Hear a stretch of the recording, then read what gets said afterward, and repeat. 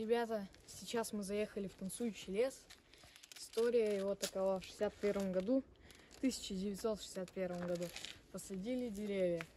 И они странным образом стали расти, искривляться, закручиваться. Причем это сосны обычные, ровные, которые должны быть. И непонятно почему, никто это до сих пор не может объяснить.